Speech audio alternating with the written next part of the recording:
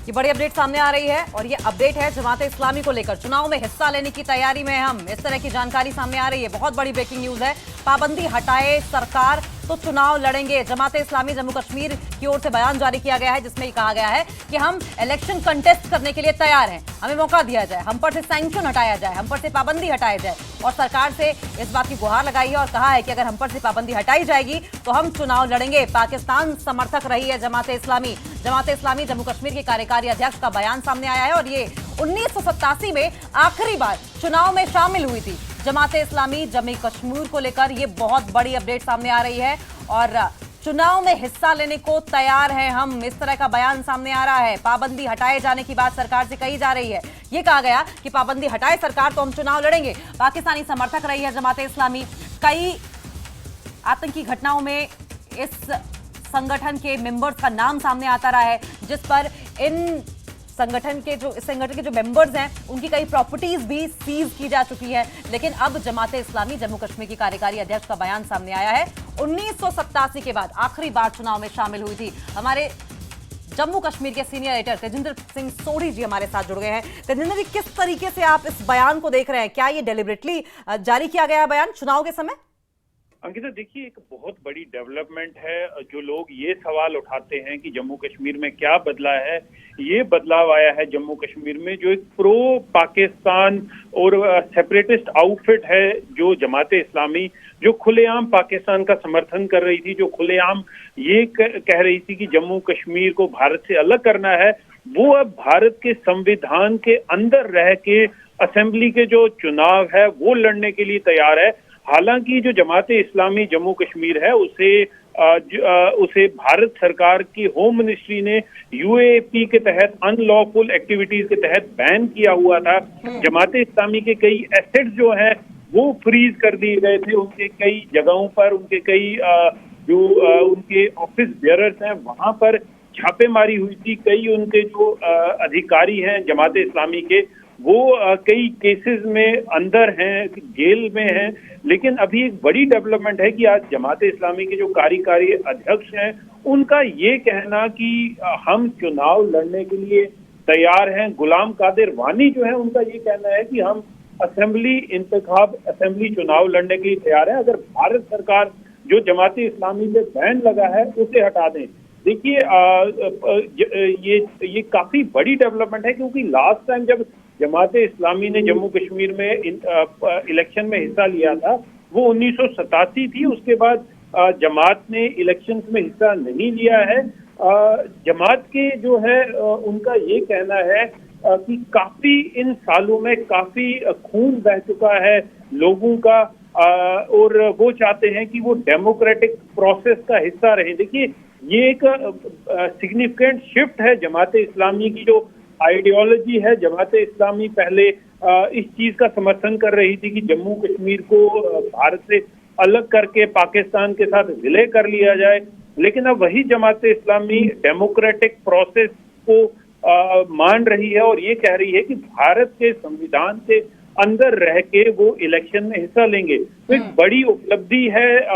देखिए, अगर आपको याद होगा, कल ही प्रधानमंत्री ने, यूनियन होम मिनिस्टर ने ये कहा था कि 370 हटने के बाद जम्मू कश्मीर में जिस तरह से इस बार पार्लियामेंट्री इलेक्शन में लोग बढ़ चढ़ के हिस्सा ले रहे हैं, श्रीनगर पार्लियामेंट्री कॉन्स्टिट्यूएंसी में पिछले लगभग 30 साल के पोलिंग के रिकॉर्ड टूट चुके हैं। तो अब जमात इस्लामी को भी कहीं लग रहा है कि भारत के डेमोक्रेटिक प्रोसेस, डेमोक्रेसी में ही रह के, भारत के संविधान के अंदर ही रह के जो फ्यूचर है वो कश्मीर का सुरक्षित है। जी तेजिंदर जी, लेकिन एक बात और समझाइए, क्या ये पाकिस्तान के मुंह पे तमाचा नहीं है जो कि जमात इस्लामी को के कंधे पर बंदूक रखकर हथियार चलाने की कोशिश और घाटी में शांति फैलाने की कोशिश करता था? लेकिन साथ साथ हमें ये भी बताइए कि ये जो डेवलपमेंट अब सामने आया है, ये क्या उन लोगों के लिए बड़ा झटका नहीं है जो इस बात का आरोप लगाते थे कि बदलाव की बयार बह ही नहीं रही है, कोई डेवलपमेंट हुआ ही नहीं है? देखिए अंकिता, आपके पहले सवाल का जवाब ये है, ये सिर्फ पाकिस्तान के मुंह पे तमाचा नहीं है, ये पाकिस्तान को बिल्कुल झंझोड़ के रख दिया है। क्योंकि जमात इस्लामी को पाकिस्तान का माउथ पीस माना जाता था जम्मू कश्मीर में, लेकिन आज वही माउथ पीस जो पाकिस्तान का जम्मू कश्मीर में है वो भारत का राग अलाप रहा है। तो पाकिस्तान के लिए इससे बड़ा झटका जो है मुझे नहीं लगता कि आज तक कोई रहा होगा। जब जमात इस्लामी जो पाकिस्तान का माउथ पीस था, वो ये कह रहा है कि वो भारत की डेमोक्रेसी के अंदर रह के, भारत के संविधान के अंदर रह के इलेक्शन लड़ना चाहता है। तो एक बहुत बड़ी डेवलपमेंट है ये कि जमात इस्लामी की तरफ से ये कहना कि वो इलेक्शन लड़ेंगे। और देखिए अंकिता, ये जो संकेत हैं जमात इस्लामी को इस बात से भी मिले होंगे कि 2 दिन पहले जो श्रीनगर पार्लियामेंट्री कॉन्स्टिट्यूंसी की पोलिंग हुई है, जिसमें रिकॉर्ड तादाद में लोग बाहर आए, इलेक्शन में हिस्सा लिया। और जमात इस्लामी ने, आप देख लीजिए, पाकिस्तान ऑक्यूपाइड कश्मीर के हालात भी देख लिए हैं कि पिछले 5 दिन से लगातार वहां पर हालात खराब हैं। लोगों पे फायरिंग की जा रही है, उन्हें गोलियां मारी जा रही हैं पाकिस्तान रेंजर्स द्वारा, पाकिस्तान आर्मी द्वारा, पाकिस्तान की पुलिस द्वारा। एक आयरन फिस्ट के इस्तेमाल किया जा रहा है लोगों की जो आवाज है, उनके जो बेसिक ह्यूमन राइट्स हैं, उन्हें सप्रेस करने के लिए।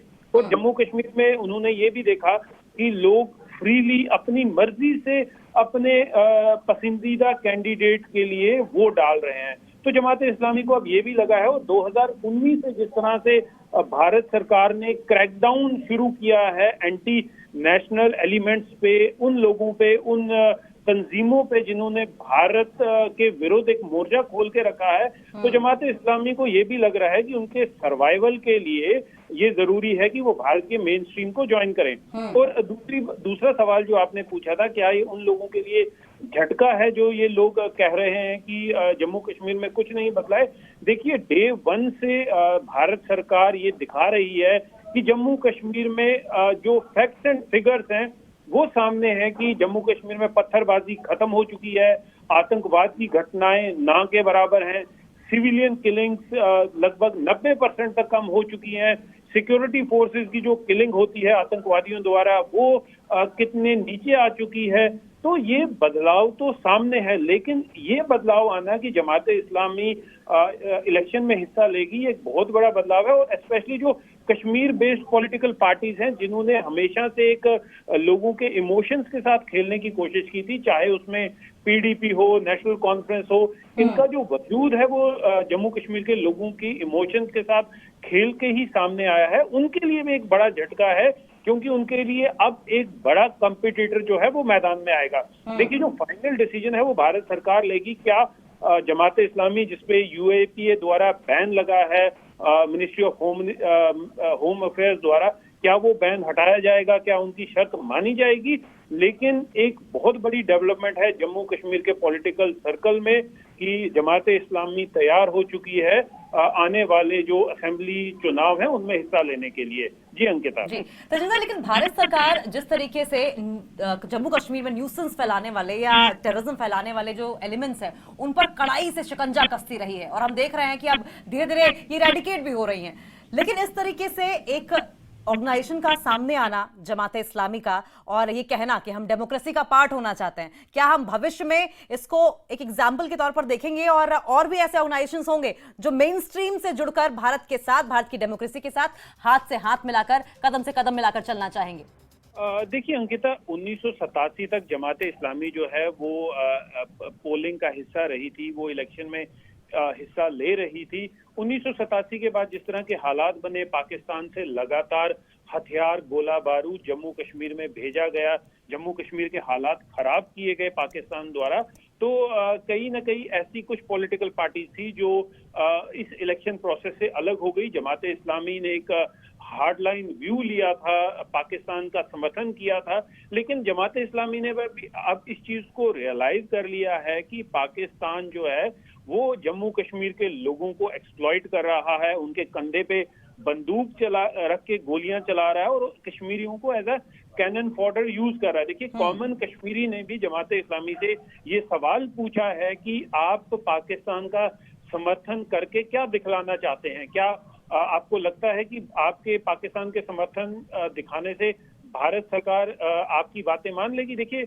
जम्मू कश्मीर जो है, भारत ने हमेशा से ये स्पष्ट किया है कि जम्मू कश्मीर भारत का अभिन्न अंग है, और जो अभी पाकिस्तान के साथ हमारा डिस्प्यूट है वो जम्मू कश्मीर को लेकर नहीं है, वो पाकिस्तान ऑक्यूपाइड कश्मीर को लेकर है। और मेन मुद्दा ये है कि हमने वो हिस्सा जो हमारा पाकिस्तान ने जबरदस्ती कब्जा करके रखा है वो हमने कैसे पाकिस्तान से वापस लेना है। तो अभी कई देखिए आने वाले अब जो असेंबली इंतखाब होंगे जम्मू कश्मीर में लगभग 10 साल के बाद अभी इलेक्शन होगी, तो कई लोगों की एस्पिरेशंस हैं, लोग ये चाहते हैं कि एक चुनिंदा सरकार बने और आगे आने वाले टाइम में ना सिर्फ जमात इस्लामी और भी कई पॉलिटिकल पार्टीज या ऐसी पार्टीज होंगी जो पहले इलेक्शन से अलग रही है, वो भी चाहेंगे कि वो भारत की डेमोक्रेसी के तहत इस आने वाले असेंबली इलेक्शंस में हिस्सा लें। जी तजिंदर, प्रतिबंधित जमात इस्लामी का जज्बा भी दिख रहा है कि वो वाकई मेन स्ट्रीम से डेमोक्रेसी का हिस्सा बनना चाहते हैं, मेन स्ट्रीम से जुड़ना चाहते हैं, और वो इसलिए क्योंकि हमने धारा 370 हटने के बाद जो पहली बार चुनाव हुए हैं, हमने ये देखा है कि जमात इस्लामी के सदस्य जो थे वो भी वोट डालने पहुंचे थे। तो माने कि सिर्फ बात नहीं है बल्कि वाकई दिल से जुड़ना चाहते हैं मेन स्ट्रीम से। बिल्कुल अंकिता, बिल्कुल सही कहा आपने। हमने परसों 2 दिन पहले जब श्रीनगर पार्लियामेंट्री कॉन्स्टिट्यूंसी पे पोलिंग हो रही थी, तो हमने देखा कि किस तरह से जो जमात इस्लामी के कई लीडर्स हैं, जो नामचीन लीडर हैं, वो जाके पोलिंग बूथ पे खड़े हुए, लाइन में लगे और उन्होंने अपनी वोट डाली। और जब उनसे मीडिया ने बात की तो उन्होंने ये कहा कि काफी पिछले 30 सालों में खून खराबा हो चुका है जम्मू कश्मीर में, काफी खून बह चुका है, लेकिन अब समय आ चुका है जब भारत की डेमोक्रेसी के साथ लोगों को जुड़ना चाहिए, अपने नुमाइंदे चुन के उन्हें पार्लियामेंट में, असेंबली में भेजना चाहिए, जहां पर जो उनके जेन्युइन इश्यूज हैं, जेन्युइन मुद्दे हैं, और वो वाले मुद्दे जो भारत के संविधान के तहत रह के हल किए जा सकते हैं, उस आवाज को उठाया जाए, अपने रिप्रेजेंटेटिव को भेजा जाए। तो ये काफी अंकिता, जैसे मैं पहले भी कह रहा था कि एक मेजर डेवलपमेंट है और ये सुनिश्चित करेगी कि आगे आने वाले टाइम में जम्मू कश्मीर की पॉलिटिक्स जो है वो क्या रुख लेगी। जी तो ऐसा कहा जाता है कि सुबह का भूला अगर शाम को घर वापस आ जाए तो उसे भूला नहीं कहा जाता, और भारत सरकार तो हमेशा कोशिश ये करती है कि डेमोक्रेसी के साथ मिलकर शांति के साथ चलने वाले लोगों की मदद की जाए। क्या भविष्य में हम देखेंगे कि भारत सरकार इस पर गंभीरता से विचार करेगी? लेकिन साथ साथ जमाते इस्लामी के पूर्व अमीर गुलाम कादिर वानी ने जिस तरीके से कहा कि लोकतंत्र पर हम भरोसा रखते हैं, ये स्टेटमेंट को कैसे देखा जाए? आने वाले समय में किस तरीके से इसको लिया जाएगा?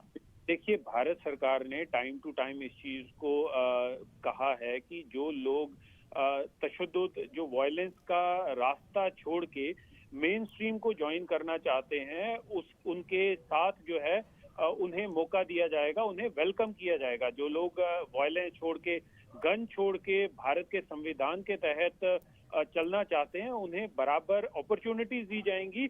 और मुझे लगता है कि अगर जमात इस्लामी इस बार ये जो उन्होंने स्टेटमेंट दी है, वो इस पे जेन्युइनली वो इस स्टेटमेंट को मानना चाहते हैं, तो कहीं ना कहीं भारत सरकार भी उन्हें मौका देगी कि वो इलेक्शन लड़े। देखिए, भारत सरकार ने हमेशा से ये चीज सुनिश्चित की है कि अगर कोई आतंकवादी, लोकल आतंकवादी वेपन छोड़ के मेन स्ट्रीम ज्वाइन करना चाहता है, तो उससे भी वो मौका दिया जाएगा कि अगर उस पर कोई संगीन अपराध नहीं है तो उसे थोड़ा सा लीनियंसी दी जाएगी।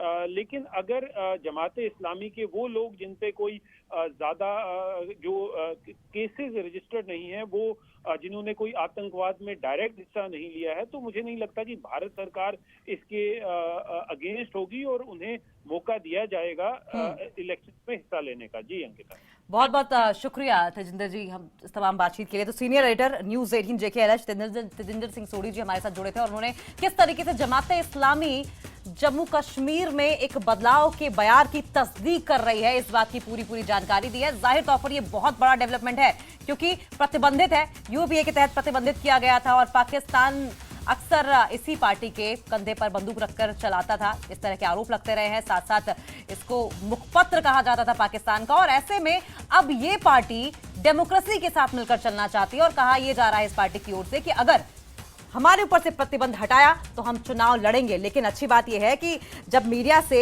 वानी ने बात की तो उन्होंने कहा था कि हम लोकतांत्रिक तरीके से अपने मुद्दों को हल करना चाहते हैं, हम अंडरग्राउंड तरीके से हल नहीं करना चाहते। वानी ने कहा कि हमारे जमात इस्लामी कभी ऐसा काम नहीं करेगी जो अंडरग्राउंड तरीके से हो। उन्होंने ये भी कहा कि हम जो करेंगे वो खुल के करेंगे और उसके लिए भारत सरकार की रजामंदी जमात इस्लामी अब चाहती है। संगठन से प्रतिबंध हटाने के बाद चुनाव लड़ने की भी बात कही। विधानसभा चुनाव में जमात इस्लामी के चुनाव लड़ने के सवाल पर यह कहा गया कि जमात इस्लामी एक प्रतिबंधित संगठन है और ऐसे में वो चुनाव कैसे लड़ सकता है, ये सवाल पूछा गया था। लेकिन साथ साथ ये भी कह दिया गया कि अगर सैंक्शन हट जाएगा, प्रतिबंध हट जाएगा, तो चुनाव लड़ने के बारे में भी फैसला करेंगे। और इस पर भारत सरकार से अपील की है कि हम लोकतंत्र पर भरोसा रखते हैं और हम लोकतंत्र का हिस्सा होना चाहते हैं।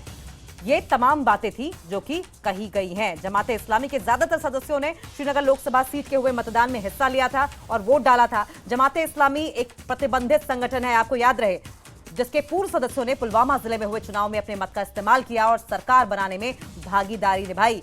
ये लोकसभा चुनाव इस बात का गवाह भी बना कि 3 दशक में कश्मीर घाटी में पहली बार कोई चुनाव अलगाववादी विरोध और बिना किसी हिंसा के हुआ है।